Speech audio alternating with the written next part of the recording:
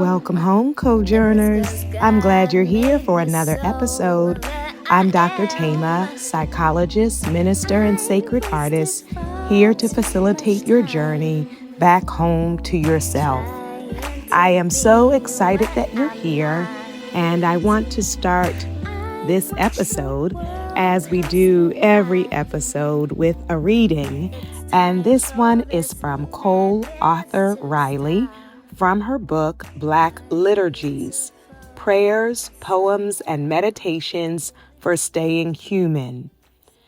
In her chapter on anger, she writes, Benediction, awake, awake, O sleeper. Be reminded that the world deserves so much more than apathy in the presence of injustice. Go with anger, not as enemy, but as guardian, a sacred protector in a world of so much hatred, reminding us we deserve to be protected.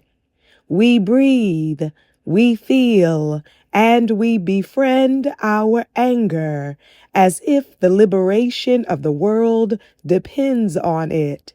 May it be so. Yes, yes. Thank you so much, Cole, for this reminder about the healthiness and necessity of anger regarding injustice, mistreatment, abuse, violence. I like to say it is healthy to be outraged about outrageous things.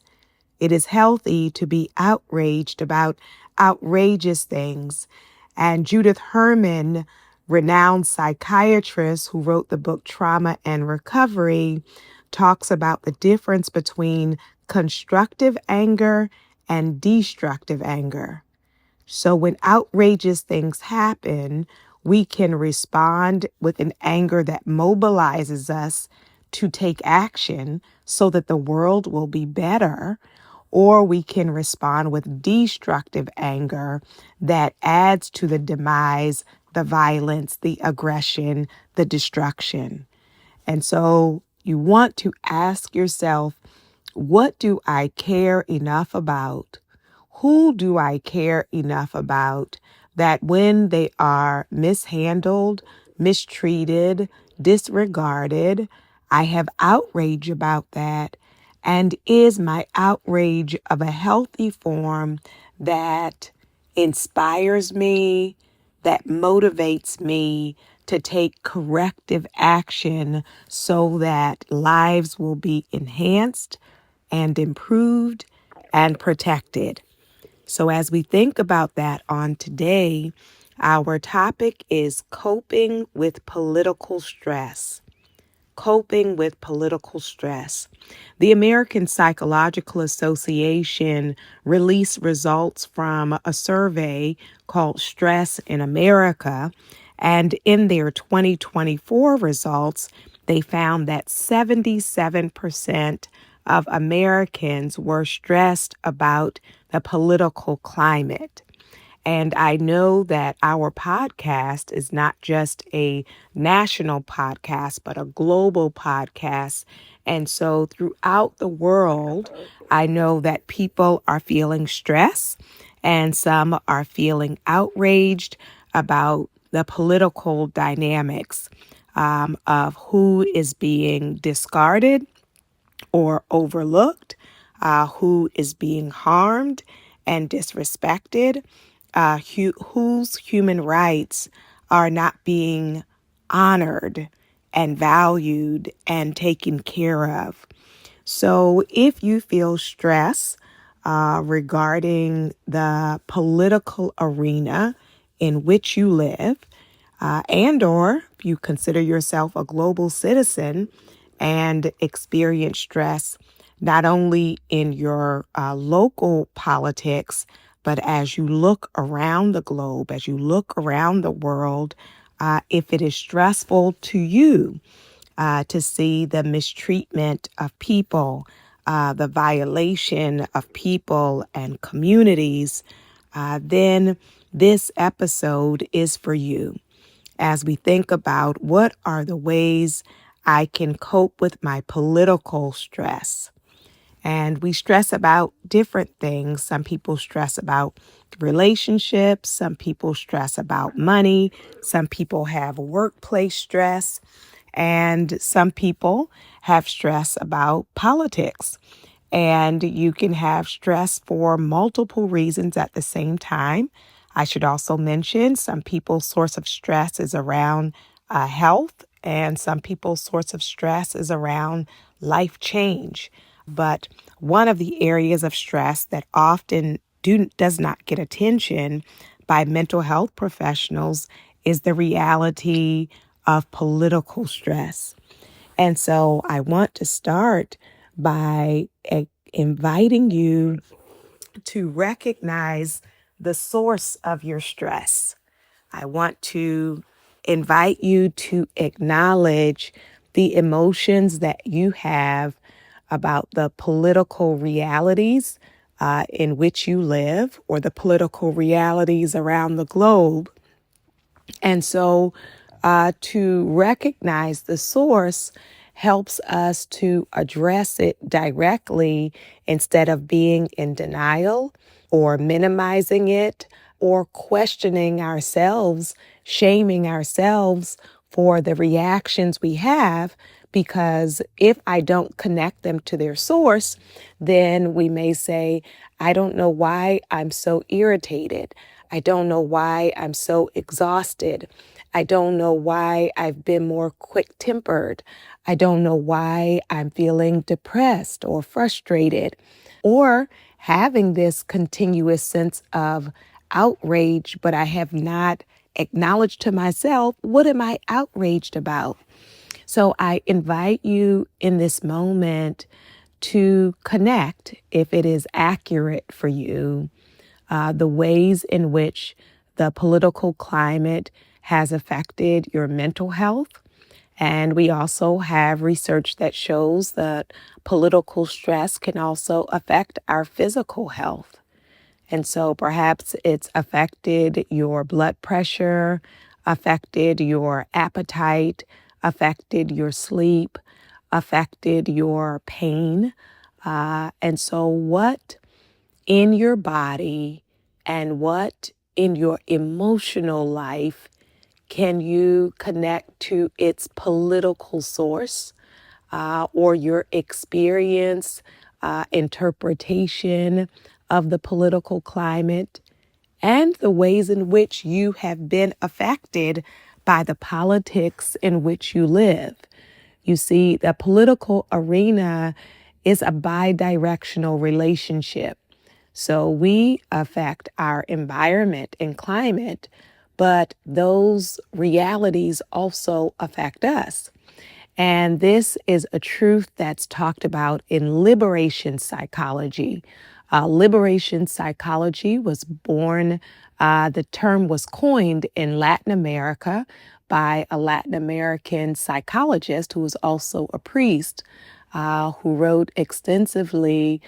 Dr. Martin Barreau wrote extensively about the impact of injustice and political corruption and political violence, the impact of those on psychology, on our mental health.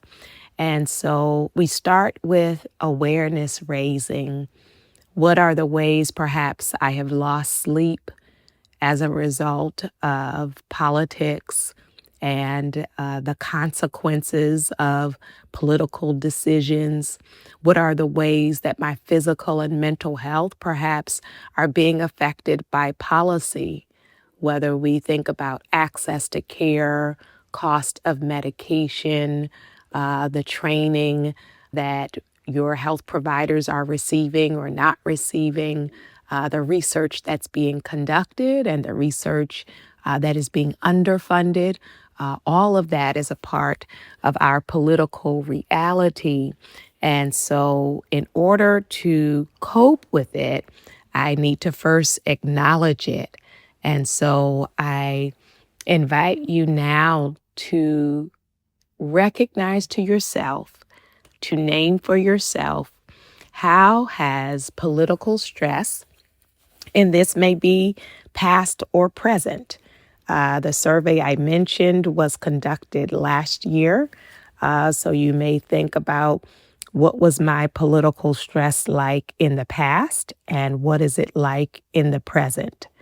And as we look around the globe, some people will say it's been consistent. Some people will say it's decreased. And in some nations, we would say it has increased. And then we want to give ourselves permission after we connect those dots to feel our feelings instead of the kind of spiritual bypassing that says I can only acknowledge positive emotions or happiness or gratitude, and there is no room or permission for anything else. So then we can end up suppressing our emotions, judging our emotions, judging ourselves for feeling what we're feeling.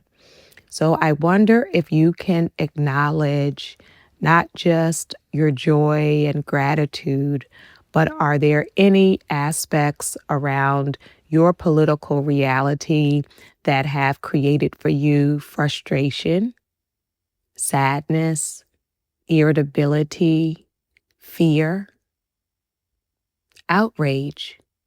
What are you feeling so that we do not just go into numbness or that bypassing of truth, but instead that we can acknowledge truth and not only to feel our feelings and recognize them within ourselves, but for me to be intentional about having safe spaces where I can say what I feel so that I'm not just suppressing it and denying it, but the importance of family, friends, community members that either align with you or even if you all disagree on some points, they have the emotional maturity, the emotional intelligence to be able to hold space for your truth.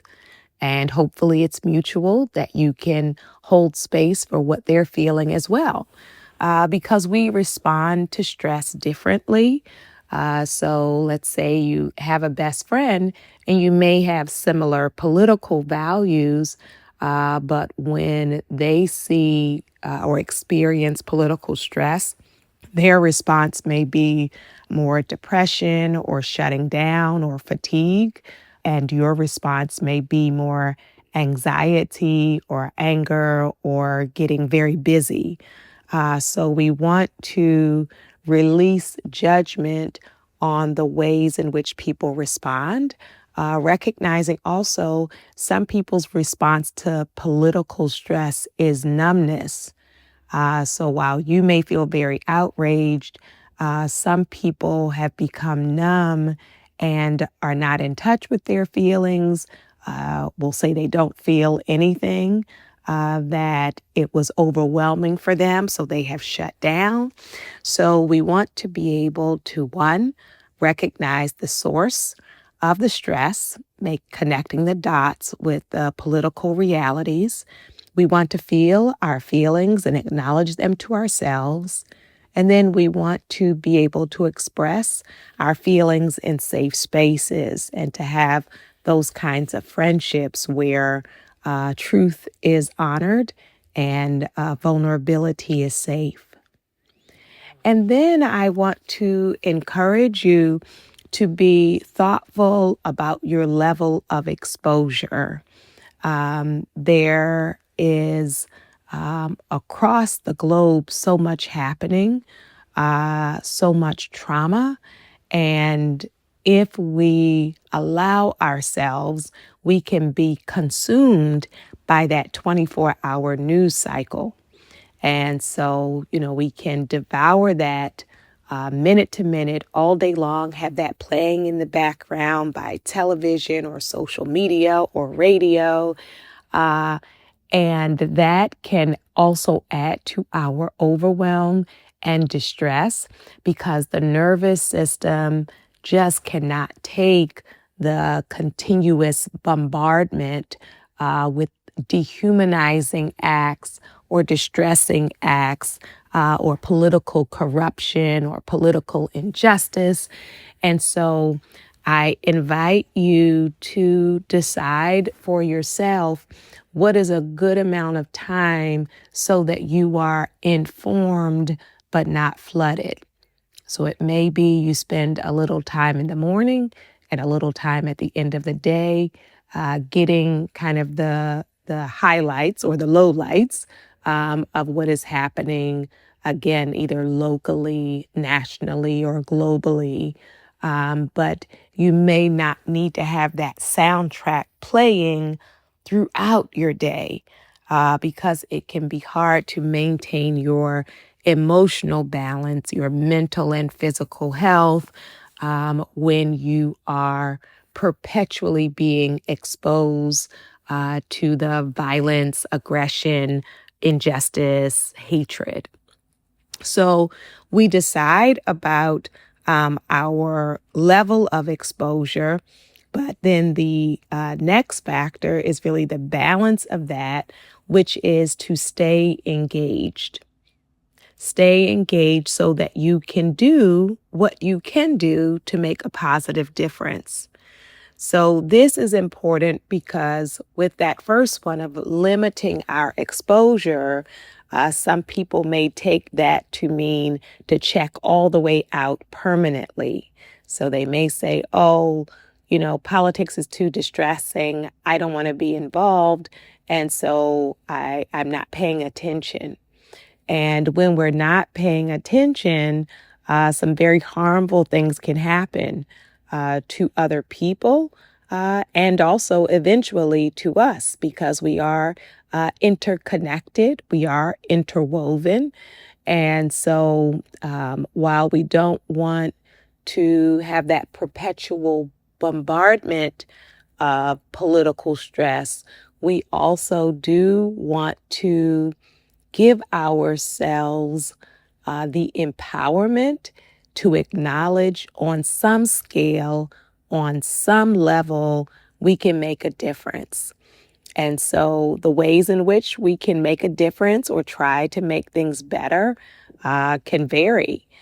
Sometimes that may look like being involved in organizations that are working for change. It may be around advocacy. It may be about awareness raising, choosing to talk to our family or friends, or to make posts about important issues. And while there is so much that is happening, again, nationally and globally, you can also think about what is your area of expertise or what is your area of passion or what are the areas you want to be especially knowledgeable and focused on because there is so much happening. So we want to move strategically. So, for example, I may pay especially special attention around the issues of health, locally, nationally, globally.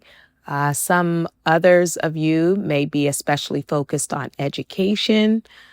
Some of you may be very much concerned about children and youth. Some of you may be very concerned about business and consumers. So we want to be knowledgeable in general, but also strategic in our engagement of what are the ways I can best make a difference. And I want to also acknowledge the work of artists.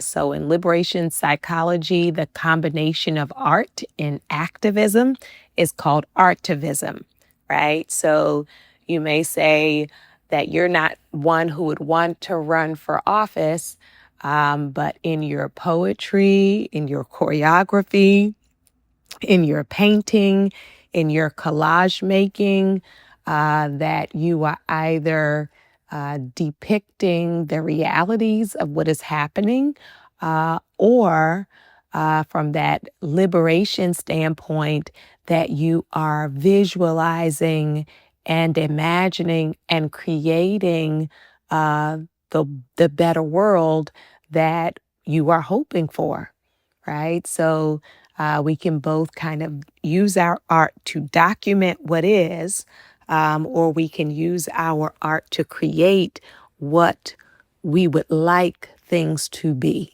What would it look like if everyone was treated sacredly? What would it look like if everyone's human rights were protected? What would it look like for people of all different backgrounds and generations to know that they had a place of belonging and worth? So we want to consider what are the ways that you can make a difference. A part of that may be being informed in terms of your voting. And some of you may even think about engaging in leadership on a political realm, on a policy level, and the importance of being active and believing that you can shift the tide. And that's important for our mental health, because without that belief in efficacy, the ability to do, we can end up in a place of powerlessness, hopelessness, despair, and deep depression and surrender, even when we feel that things are not as they should be, or especially because we may feel like things are not as they should be. So we think about being intentional and selective about how much media we're consuming, but also being engaged in ways that we can. And then it is important for all of us to consider, what will it be like for me to live my values, right? So we want to, of course, create systemic change and institutional change. We want political arena to be a place where people are empowered and honored. And that can also feel very far away. And so as I think about how I can make a difference, another way that I can deal with my political stress is, am I living in such a way that it reflects the values that I would like to see on a systemic level? Right? Because it can be easy for us to say, this is what they should do, right? This is what legislators should do. This is what some leader should do. But for me to also see my part in a personal way, in a family way, in my local community, how am I living it out, right? If I believe that all people are sacred and deserving of care and respect, then do I treat people like that? Do I speak to people in that way? Am I thoughtful about people who are living a very different experience of mine than mine, right? So am I only concerned for myself and people whose experience is identical to mine? If that's what my values are, we want to think about that as a value set if it only pertains to me, right? So what are my values as it relates to living beings, right? What are my values as it relates to humanity, as it relates to the earth? What are my values as it relates to relationships? Even what are my values about work, about labor, right? So if I have certain values, and let's say I own a company, how am I treating my own employees, right? Does that show up in my immediate circle, right? If I am passionate about children, how do I care for my own children? Perhaps even how do I care for the children in my neighborhood? The children at the local school. And so I encourage you to consider that while we are working toward and envisioning large scale change, how we can think about that at a grassroots level, at a personal level, an immediate level in terms of your sphere of influence, right? Your sphere of impact, how I can live it. And then it is going to be so important for us to think holistically about community care and self-care.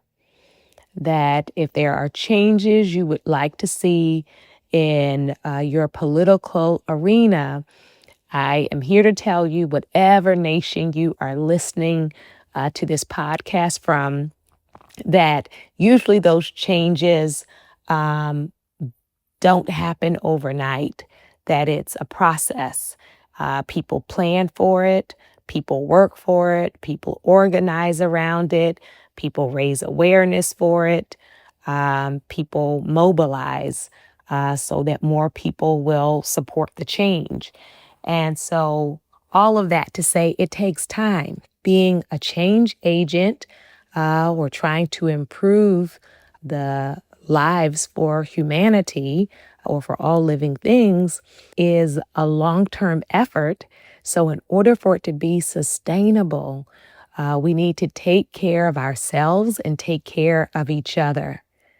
And so I invite you to reflect on your current level of community.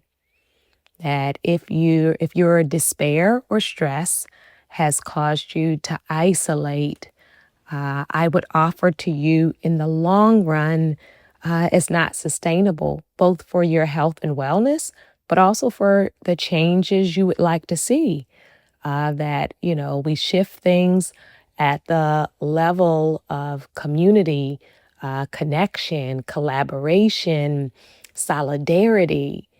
And so to consider ways that you can expand your circle, ways you can deepen your circle, ways you can show up for people, and ways you can invite people to show up for you. So community care is so important. It also really inspires us to know that we're not facing it alone, but that we are working together. And so community care and self-care. And then I will say, expect pushback. Expect that it won't be easy, but it is possible. And finally, feed your sacred hope. Whatever it is that gives you hope, to make sure you nourish yourself with that so that you don't give up, even though it's going to take time, even though there is the pushback, but the ideals and the values you have are important. And so we want to hold on to our hope and protect our hope. I'm so excited about your awakening and your choosing not to stay stuck in apathy, but to be engaged in making things better. I invite your soul to tell your heart, mind, body, and spirit, welcome home.